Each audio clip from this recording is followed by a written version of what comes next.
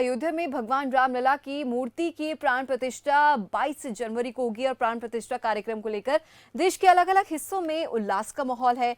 भगवान राम के दरबार पर पहुंचने के लिए कोई सैकड़ों किलोमीटर की यात्रा कर रहा है तो कोई घर बैठकर ही राम नाम के समुद्र में मन के गोते लगा रहा है। ऐसी ही एक तस्वीर काशी से सामने आई है, जहां गंगा की मिट्टी और गंगा जल से खास दिया तैयार किया गया, जिसे 22 जनवरी को काशी में जलाया जाएगा।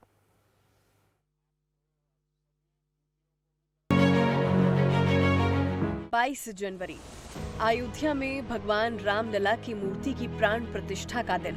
कम से कम कुछ नहीं तो 100 से 125 किलो अगर हम इसमें घी डालेंगे तब जाके ये दिया खूब बढ़िया जलेगा। 22 जनवरी को ये वाराणसी में ही मंदिर धार्मिक स्थलों पर इसे जलाया जाएगा। जी बिल्कुल, हमारे यहाँ बहुत पुराना कपिलेश्वर महादेव जी का भी मंदिर है, वहीं पे ये मंदिर हम ये दिया स्थापित करेंगे और पूरे दिन भजन कीर्तन के साथ ये अखंड ज्योत यहाँ से जलेगी और आशा करती हूँ कि अयोध्या तक इसकी लौ पहुँचे।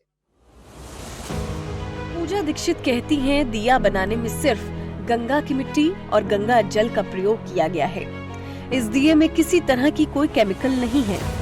अबीर चंदन आदि से दिए में रंग भरा गया है। उन्होंने बताया कि जो लोग प्राण प्रतिष्ठा के दिन अयोध्या नहीं जा पाएंगे, वो काशी के कपिलेश्वर महादेव के दरबार में आएंगे और राम नाम के महामंत्र को अपने जीवन में उतार पाएंगे, साथ ही काशी में रहकर अयोध्या की अनुभूति कर सकेंगे।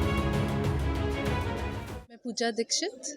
आपने खास प्रकार का दिया तैयार किया है, ये अलग क्यों है, क्या विशेषता है? ये बच्चियों के द्वारा तैयार किया गया, सिर्फ माँ गंगा की मिट्टी और माँ गंगा के जल से बनाया गया है।